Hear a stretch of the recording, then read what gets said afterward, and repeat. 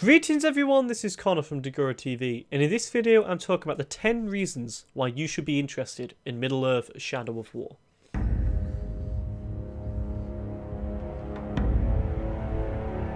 The first reason is Shadow of Mordor was a very good game. In the year of poor games of 2014 when it was released, Middle-earth Shadow of Mordor was kind of stuck out like a sore thumb, you know, of one that just kind of exceeded expectations of everyone. People wasn't really suspecting it was just going to be this dynamic of a game, really, when it first came out on the critical scale, and you know, got really stellar reviews for when it came out, which people were not expecting from Monolith Productions.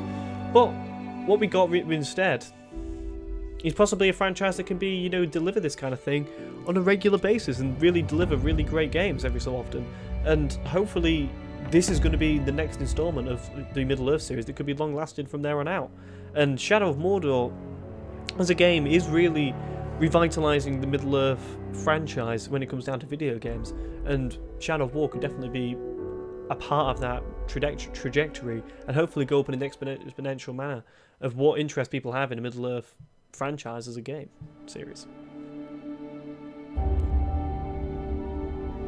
Number 2 is an expanded Nemesis system. So it was pretty much unanimously agreed that the greatest part of Middle-earth Shadow of Mordor was the Nemesis system. You know, it was completely unique for the time that it came out, being able to manipulate enemies, to toy them against each other, take control of their minds, find out intel about them. Really exploring the Nemesis system was really a great thing to kind of take part with, and was really what made our gameplay experiences so unique in Shadow of Mordor.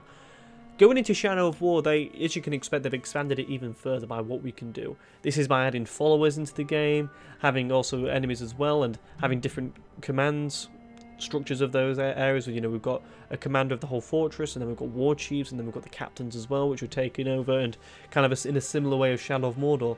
But expanded upon that by what we can do by, you know, doing the things like sending death threats and doing things like pitting against each other in the arena and stuff like that. And the differences in what we can do in Shadow of War in comparison to Shadow of Mordor is making that Nemesis system experience a lot better, and something that we can kind of explore even more with. And as a sequel is something that you'd expect to do that, and it's going to be really cool to experience and really test out what the different aspects of it is, because the Nemesis system is something that's unique to the game and something that I thought would have a much larger kind of influence on the gaming industry than what it's got at the minute, because people were really fond of it. You know, it was kind of unanimously stated that it was the best part of Shadow of Mordor, and you think other games would kind of maybe been inspired by it a little bit more, but you know, there's not been a huge amount. And hopefully Shadow of War having an expanded version of it and, you know, showing what it can do even further down the line will be really interesting. Hopefully revitalize what we can see out of it in video games.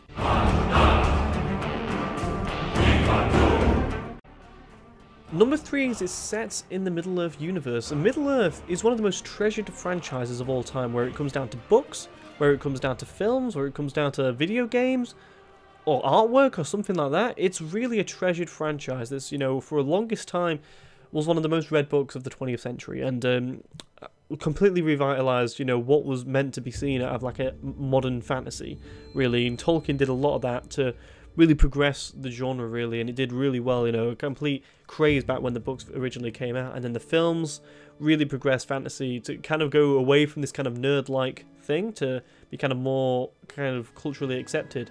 And in video games, you know, we've had some fantastic video games set in the Middle-earth universe. You know, we've had some ones stretching across different genres like Battle for Middle-earth, you know, War in the North, the MMO, Lord of the Rings Online, which have done very well in their own respect. But in my opinion, this is the best Middle-earth franchise, which is a big, you know, statement to make and something that's entirely subjective. But there is a lot of great Middle-earth games that go across different genres, and this is one that's kind of going into that third-person open-world action-adventure title. And it's something that's not really explored upon by this franchise, and something that is kind of a little bit of a gap in the market. And hopefully Shadow of War is going to add to that of Shadow of Mordor and be something that's really successful and going to be really interesting to experience, because for more people to kind of experience a different side of Middle-earth and a different kind of tale within that story is going to get more people interested into the franchise itself, and is a really cool franchise to kind of take a part on. Number 4 is the new follower system.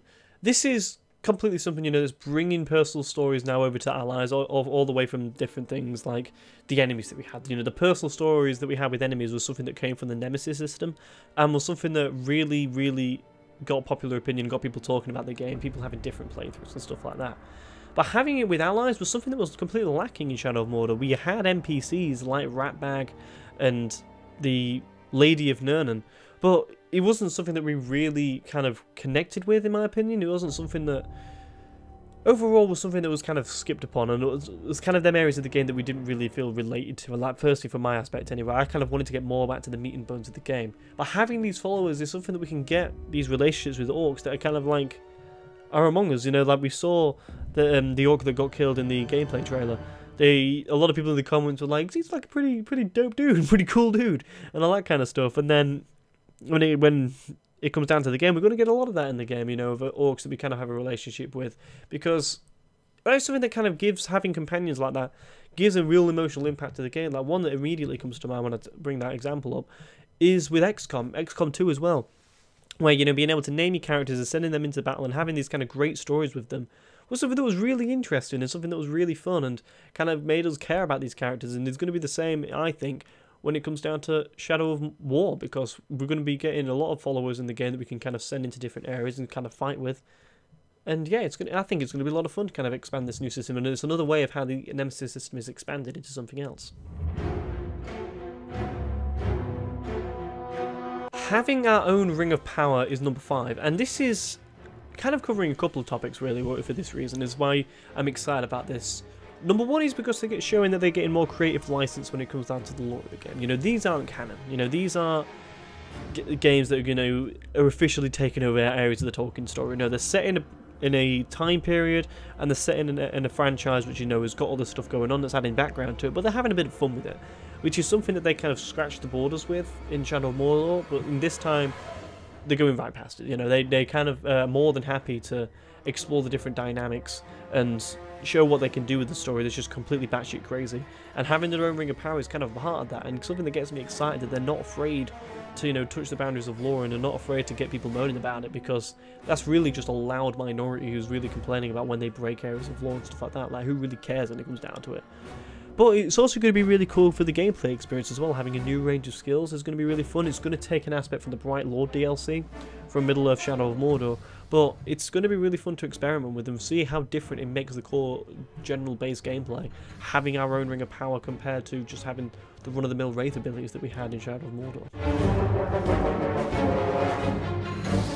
Number 6 is diverse environments / multiple zones. So this is really one of the major complaints that people had about Shadow of Mordor, was that there wasn't enough zones. You know, there was only 2. There was, you know, we had Undune and the Sea of Nurnen, which were 2 very different zones. One was kind of very volcanic, kind of that kind of situation that we had around it, very lava-like, ground tearing away, so that not a lot of growth. And then we had the Sea of Nurnen, which was very foresty, you know, very luscious landscape.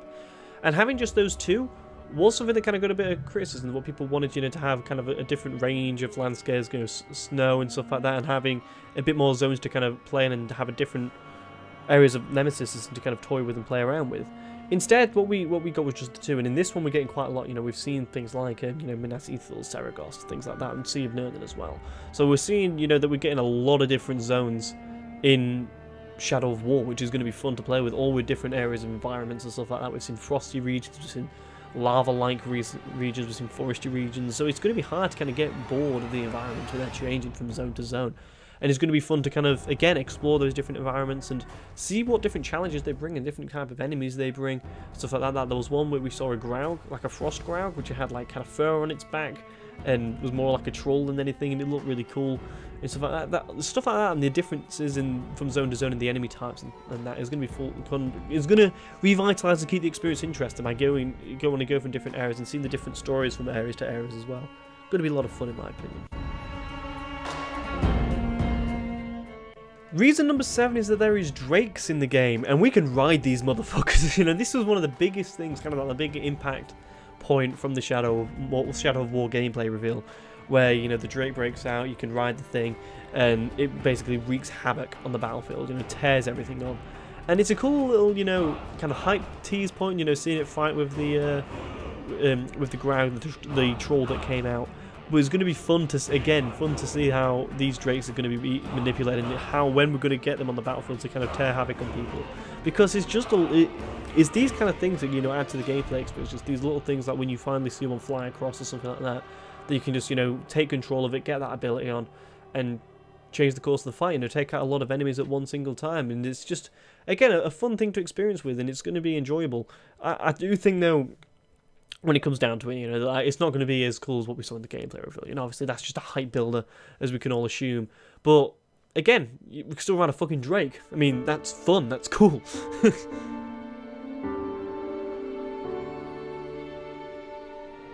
Number 8 is innovative and new skills. So this kind of ties back in a little bit to the have our own ring of power, but this is more kind of strictly related to the skills of the game, because we've seen cool stuff, you know, in these videos. This probably wouldn't have been one if we didn't have that skills video that we had, where we saw different sweeping actions from Celebrimbor, more wraith abilities where it seems the sneak one, where the Spectre that we have that gets left behind takes control and is able to stealth kill someone, and having multiple Celebrimbors wreak havoc on the battlefield is something that, again, is going to be fun to kind of revitalise and something to play with, because it makes the gameplay loop more interesting, having newer and more interesting skills. Because the skills in Shadow of Mordor were fun for a while, but got a little bit dull. But we're having those again. We're having an expanded skill tree, and we're having multiple branches of that tree as well, other than just 2 blocks that what we had in Shadow of Mordor.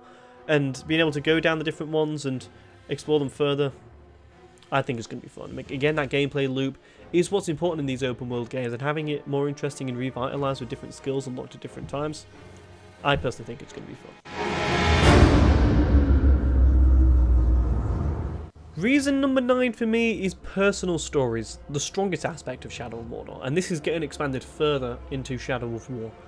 Going back to, you know, to the followers point that we had before, you know, and having these personal stories with enemies was something that really made it completely unique as a video game. You know, completely unique was having these different enemies that were procedurally generated, and they were different from everyone else and stuff. Everyone else's gameplay story and walkthrough. It was just fun to toy around with and tell our friends of what different stories we had. And having this again in Shadow of War is going to be really cool to experiment with, because the followers, having that stories with those and being able to tell people what we've done in the game and who we've had these relationships with and stuff like that, is going to make everyone's playthroughs more unique and more interesting. And I'm really looking forward to, again, to be toying with that and to be playing with that, and again telling people and telling you guys what kind of stories I'm getting out of the game and hearing it from you guys as well. And the final reason that I've got is reason number 10, which is fortresses. I've just outlined this because of the different things that they expect. It's the big new landmark feature of Shadow of War, which are these kind of final stages of the different zones where you're able to, you know, siege them, take them down, and they're different compared to which captain is in place. You know, these captains can betray you as well, and you have to go back and take these fortresses down again and stuff like that. And we've seen different things that take aspect in them in the gameplay reveal. This was the big aspect of the gameplay reveal, where they really officially announced the game, where, you know, there's lots of different ways to take them down. You know, scaling the walls, having an army going in and see armies battling each other. Friends can, you know, come back and kind of save you at different points, again adding to that personal story aspect of the whole thing. Enemies can come back from the death and cheat death, and then you have to end up killing them. Again, there's a lot of different ways to take them down, and also having the different looks about them, like they can be related around fire, related around animals and stuff.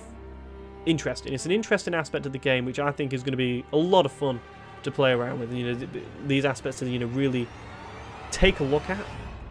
You know, taking the look at these sieges and really go about them different ways in every single time we go through them, because fortresses, again, you know, it's just a unique aspect to this game which I wasn't expecting for them to reveal and to show, even, you know, to even put in the game. But, you know, they've got it in there. I'm looking forward to, you know, to be able to take down these fortresses, and yeah, I think it's going to be a lot of fun. So all in all, that's my 10 reasons of why you should be interested in Shadow of War, because I think it's doing a lot enough to kind of push the game forward from Shadow of War. And I'm very much looking forward to the aspects of what I've outlined in this video, why I'm looking forward to the game as well. Let me know if I've missed anything, because I probably missed a couple of things when making this list. It took me a while to kind of make the list as well and outline the different reasons and stuff. But I'm very much looking forward to the game. Launches August 22nd. Let me know if you're excited as well. I presume you are if you're watching this channel. I cover the game a lot as well. Make sure you subscribe for that to check all that content out. Leave a comment, follow me on Twitter, of course, and I'll see you guys later. Goodbye.